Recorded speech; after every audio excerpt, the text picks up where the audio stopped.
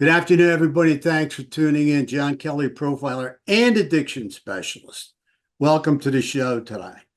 Got a great show for you today. It's very interesting and educational. I think you're really going to get something out of it. Please try and hang in there to the end. I think you will get a lot of questions answered, and I think it will really interest you. The bottom line of the show today is the addiction of serial murder. Killing to feel alive. Is that an oxymoron or what? Killing to feel alive. But that's what serial killers do. That's why they're addicted to it. They're killing to feel alive, and we'll get to that, okay? At this point in time, I want to thank you all for purchasing my book and all your feedback and kind comments, Discovering Lazarus. We can't thank you enough. Truly appreciate it. And, again, thank you so much for your purchases and your kind comments. And please continue to subscribe and comment as well. We truly like that. All right. Today I'm on with my producer, Leah, and she's got some questions, and I don't blame her. After what she understands, what we do and how we look at things and the different framework we use. Go ahead, Leah. All right. Well, thanks for having me on, John. It's good to be here. But yeah, there's a lot to talk about with you. So first things first, the title of the show, very interesting. Can you explain what it means? Killing to feel alive? That's an interesting way to put it. Yeah, I mean, killing to feel alive, it's something, coming out of the addictions field after 30 years and doing all the research I did. Kind of to sum it up, the bottom line was when we'd be talking with somebody trying to recover from addictive illness, and of course, I'm recovering from addictive illness. The bottom line is, why do you use drugs? Well, I use drugs to get high, right? I mean, that's what people would tell me. Well, okay, what does that mean to get high? Well, to feel good. To feel good, okay, I understand that. And I understand where they're all coming from, but I have to ask these questions in order to get them to get an understanding of why they're using and the reason behind getting high. Well, I get high to feel good. Well, what does that mean to feel good? How come you don't feel good already? How come you're not feeling good? Why do you need to use drugs to get high or to feel good? Okay. And many times after it's boiled down, the bottom line answer to that question that starts with why do you use drugs and focuses into feeling good is because it makes them feel alive. People use drugs to feel alive in a lot of cases because they become uninhibited, usually, or they're trying to suppress something and make bad feelings, negative thoughts and feelings go away. So they're in that middle zone there. But usually it has a lot to do with feeling alive. For instance, you take somebody that's very introverted, doesn't really socialize much or whatever. Then all of a sudden you run into them at the bar, and they're at the bar and they get a few drinks in them, and then all of a sudden it's, hey, how are you? This, that, whatever. I mean, they're socializing like they've socialized all their lives. I mean, they're the life of the party. Well, how come? Because they've now ingested a drug, and that drug has taken away their inhibitions, and they're actually feeling the way they want to feel. They're trying to feel normal feelings and feel alive and socialize with people. Very interesting on why people do various drugs, and also very interesting on why serial killers get high, okay, when they're on the hunt and when they're stalking. Because the bottom line is, it is very stimulating for them, and they get so sexually excited that they feel alive. Usually, the serials that I've interviewed are very flat and pretty much wouldn't know a feeling if they fell over one. It's kind of like they suffer from low-lying depression like anhedonia, which we'll get into at another time, but a low kind of grade depression where they really don't get a lot of pleasure out of life until they're on the hunt or involved in something of the forbidden, that's some kind of criminal activity that has to do with, having some kind of control power and sexual dominance over another person. And that killing, if part of the ritual, is very sexually exciting to them. However, we'll get into other reasons on why they kill too. Killing is not always part of the ritual, okay? And it can have a lot to do with focusing on witness disposal. Leah, go ahead. I'm sorry. I'm running away with this. A lot about addiction. You have a very extensive history. My next question is just, going from addiction, how did you get into profiling? Well, during our work in the in addictive illness at Extra Care Health Services in New Jersey, our focus was, and I was the executive director there. Our focus was on, low self-worth, low self-esteem, how that had to do with depression, how that worked into addiction, and in focusing on low self-worth, it took us, on a ride into just addictions in general. I mean, so many people were suffering from addictive illness because of their low self-worth / depression and the cognitive distortions, thought distortions, which create feelings, negative feelings. And they really were having a very, very, very hard time, me included, when I was much, much younger. Okay. That created a situation where they didn't feel good. So you can see how they can move, and how I myself even moved to find a drug of choice that made me feel good.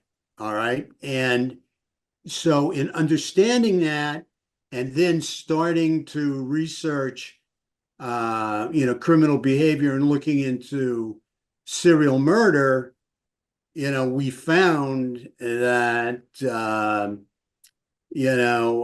serial murder, we believed at the time, like around 90, I think, that it was an addiction. And we wrote the Alcohol Drug Serial Killer Connection. Not a book, just paper.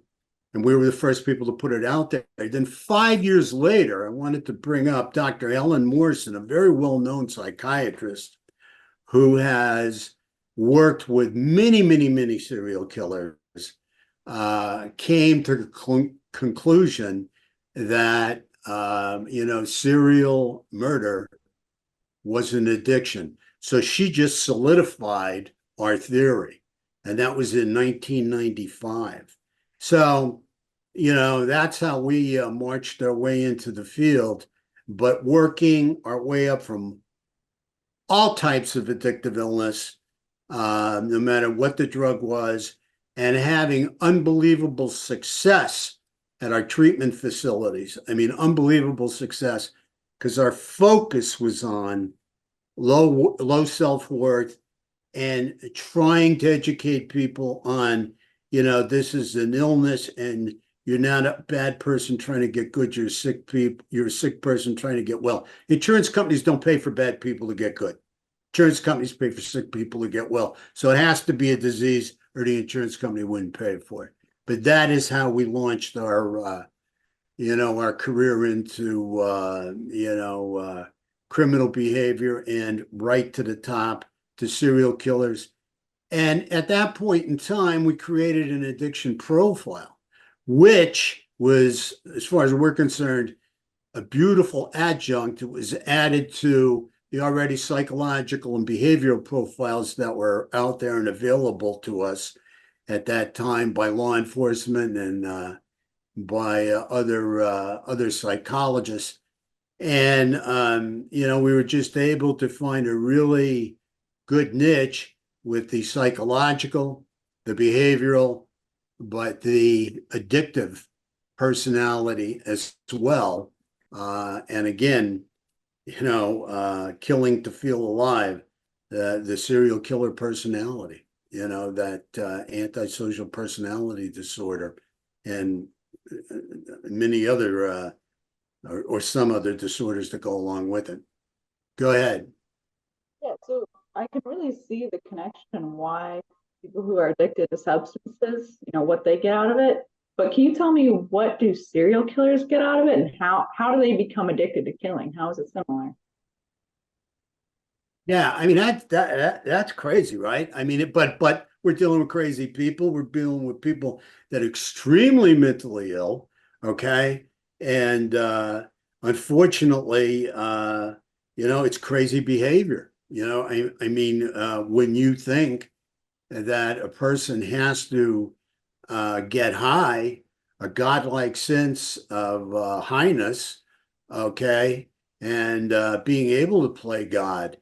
But as I was told, as I interviewed various serial killers and I got feedback, how euphoric it was. I mean, they are extremely euphoric when they are involved in the fantasy, the stalk, the hunt, okay, and then the dominance and sexual control, usually of another human being, okay.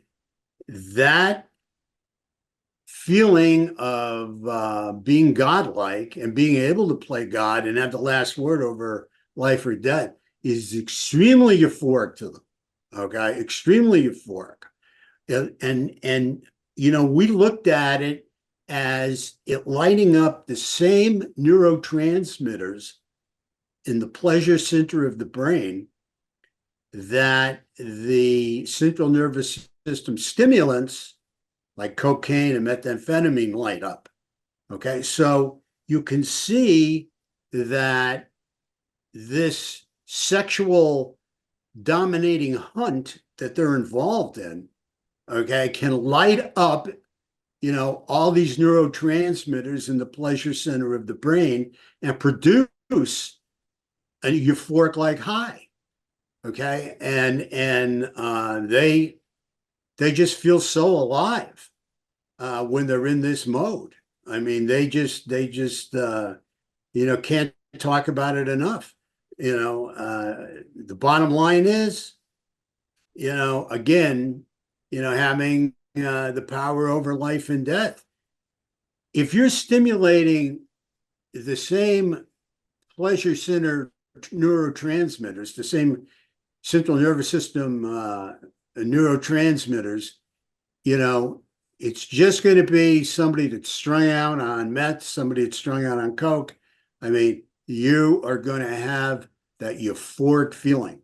And of course, they're topping it off with the fantasy because this starts with the fantasy, and then starts to move forward. So do you see the killing as being a part of their, ritual and the fantasy, or is it just disposal for them? Yeah, see, this is it. With some of these serial killers, the murder is part of the ritual. So they're going to start being stimulated in the fantasy, and thinking about having this kind of control, power, and dominance over a woman. And then they're going to move forward and they're going to be focused on, either witness disposal, that's why the murder is going to take place, or the murder is part of the killing and addictive ritual. Okay, this is how it works. I'll give you an example. Ted Bundy killed, and his focus was on, spending time with the dead. Okay, he was a necrophiliac. All right. So it wasn't about witness disposal. Gary Ridgway, the Green River Killer, He killed, and he killed quickly. He wasn't out to torture anybody. He wanted to just kill the woman and be able to take the woman, covet the woman, take her to an outside burial ground that he had hidden where he could come back and visit her dead body and have sex with her dead body. He was a necrophiliac as well. So with Bundy and with Ridgway, if you look at them, their focus is entirely on the murder being part of the ritual because they can't, move on to their fetish of necrophilia with a live person. So this person has to be dead, so it's part of the ritual. If we look at other serial killers, a lot of them are satisfied with just the sexual interaction. And I believe most of serial killing is the sexual addiction to the power and control that they're going to have over the person. I really believe that. I believe then they're left with the situation where they leave the person alive that can be a witness against them in a court of law and can get them extensive jail time, or they can get rid of the person and dispose of the witness, kill them, and that way they don't have a witness appearing against them in court. Now, usually with a lot of these serial killers, they started off sexually abusing.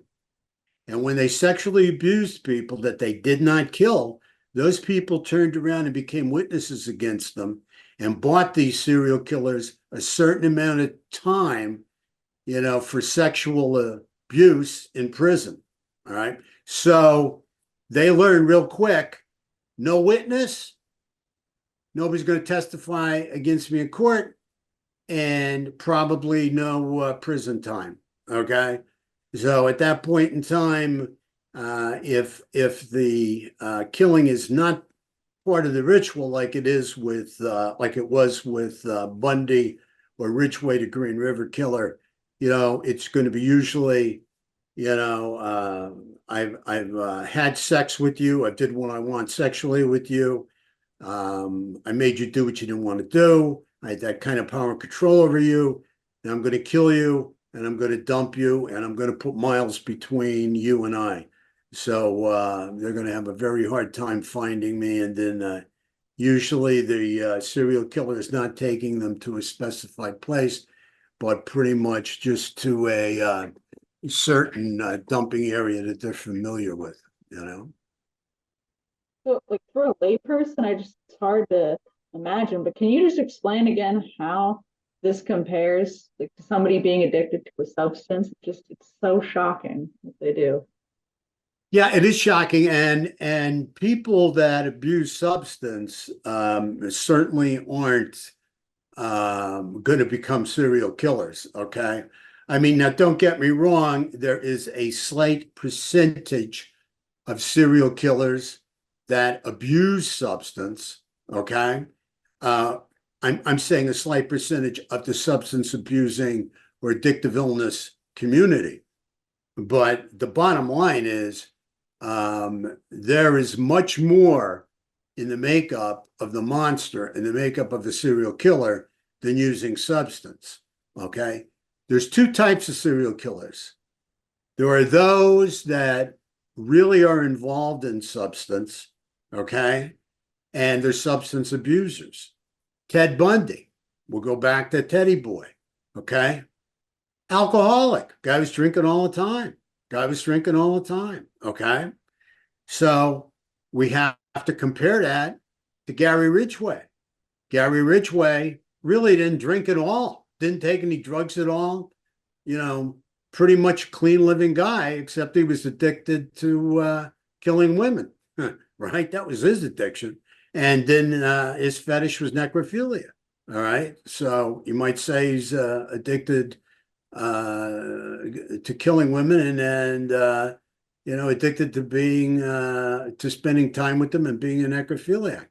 So there's two different types. Again, the serial killers that abuse substance, serial killers that don't abuse substance, but the vast majority of the world that abuses any kind or uses any kind of substance is not going to become a serial killer. I mean, there's no question about it. And it's and I guess it's that's why it's taken so long for the mental health field or law enforcement or whatever to really get an understanding that people that can't stop doing something are addicted to doing it. I mean, we could play with words and say obsessive compulsive disorder or obsessive compulsive behavior, but addiction is obsessive compulsive behavior. Okay, so we don't have to turn around and try and split hairs there. And the bottom line is when you're looking at these different people, especially in my field in the addictive illness, one of my fields, the addictive illness field, you're looking at a situation where people are using various drugs for various reasons. And lots of times we're looking at trauma, okay? And we're looking at an underlying traumatic event, and some of it's genetic too. It's like, trying to, parse it all together, put it all together. Bottom line is, if you can't stop doing heroin, you're a heroin addict. If you can't stop doing cocaine, you're a cocaine addict. If you can't stop killing people and trying to have power and control and sexual dominance over women or children or whoever, bottom line is you're addicted to serial murder, okay? And if you're leaving a trail of bodies behind you after you have your sexual appetite satisfied. So after they commit the murder, how do they feel? Do they come down? Do they still have the high? What goes on afterwards? Well, this is interesting too, and I'll tell you why.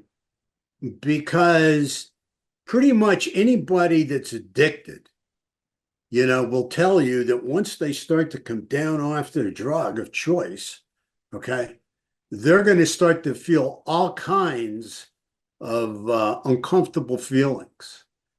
It can be depression, it can be paranoia, there can be fear. There can be a lot of overwhelming negative feelings when you're coming down and you're done using for the night and you don't have any drug left. Well, it's very interesting with the serial killers I've interviewed. The first thing they hop to when I say to them, well, what happens after you're done with your ritual? The fantasy's over. Most of them will tell you they did not achieve their fantasy. It wasn't the way they thought it was going to go. And they'll try it again next time. They were planning on trying it again, see if they can perfect that fantasy. It's usually part of their behavior. But the other bottom line is that after the hunt, the stalk, the murder, all right, and now they're left with the body on their hands. So that euphoric feeling, that adrenaline rush that took them through this horrific ritual is gone. Now reality is set in. Okay, the high is gone. In fact, the high is diminished. Now it's fear and paranoia. I have a body on my hands. I'm the most vulnerable at this point in time. Where do I get rid of this body? Okay, because now, man, I'm scared. If I get caught with this body, I'm going away. So now what they try to do, again, if murder isn't part of their ritual and they're not necrophiliacs like Bundy or Ridgway, they're going to turn around and they're going to try and, dump that body where they feel it's appropriate, where they think they won't be seen, and they are going to try and put miles or distance between them and that body. Because every single person that are in between those miles that they're putting between them and that body is a possible suspect of the murder. So the more miles they can put away from the body, away from the murder scene, the more people, the bigger the suspect pool can become. So they try to really try to hide the body and put some distance between them and the body. The other thing too is when you look at again the central nervous system like meth or cocaine, people that are coming down, they have a lot of uncomfortable feelings, and depression is a big part of a lot of their feelings, fear, and it's very similar. It's very similar to the serial killer that's addicted to killing. And it's a very interesting scenario. You can see the different components of an addiction, of an addiction, and not just, you can see the components of substance abuse versus the components of say a violent sexual addiction. Yeah. Listen, John, you have so much knowledge in this field. It's unbelievable. Why bring this out now? You shared so much today. Why start sharing it now? Well, the reason I'm really going there now with this and really focusing on this addiction piece is because what we're seeing in the numbers, that probably the worst serial killer out there is addictive illness. Okay. And there are many families out there that are really being hurt by addictive illness. And there's a lot of families that are looking for answers. I mean, we just got the recent numbers, and 1 out of every 6 people or in your family is probably dealing with some kind of substance abuse problem. I mean, this is crazy to me. 1 out of every 6 people you see is dealing with some kind of substance abuse problem, which will become a full-blown addiction if not treated. I mean, there's just no question about it. So what we're trying to do, and really it was going back 20 years ago, is one of the reasons we put Stock together, because we saw so much, of the stuff in the childhoods of serial killers that we saw in the childhoods of various people we were treating for addictive illness.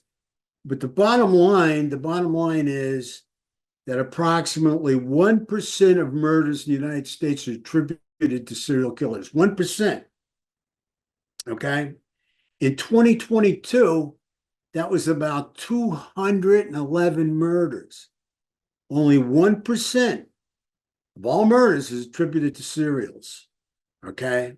And again, those are the numbers that are looking us in the face. However, when I was looking at these numbers and comparing it to the overdoses through addictive illness, in 2022 or 2021, I'm sorry, we didn't get 2022's figures yet. I'm sure they're higher.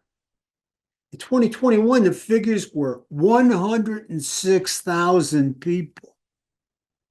106,000 people were killed by addictive illness. What's worse? What serial killer has those kinds of numbers? I mean, addictive illness obviously is the worst serial killer. There's no question about it. And of course, we know addictive illness is a disease, but at some level, can't we say these extremely mentally ill serial killers have some kind of disease? I mean, I don't want to get embroiled in that today, But that's the bottom line. I mean, somebody in their right mind isn't out killing, women to, have a sexual encounter with them, right? So the worst serial killer is addiction. And I truly believe addiction is death's best friend these days. Yeah, addictive illness is death's best friend these days. Well, anyway, I hope you guys got something out of this. Let me know. I know I've been talking a lot, been a little scattered, but hopefully we got the crux of the information and the knowledge over to you. Please let us know how you feel about it. Let us know what you think. We truly appreciate your comments. Can't thank you enough for all your views and all your interest in our different subjects. And we're going to be going more. We're going to have more subjects coming up in the near future. And Lee, I want to thank you for interviewing me today. I truly appreciate it. Most of all, to our audience, thank you so much for watching. We truly appreciate you. Have a great day. Stay vigilant out there. It's a violent world we live in. And God bless and thank you.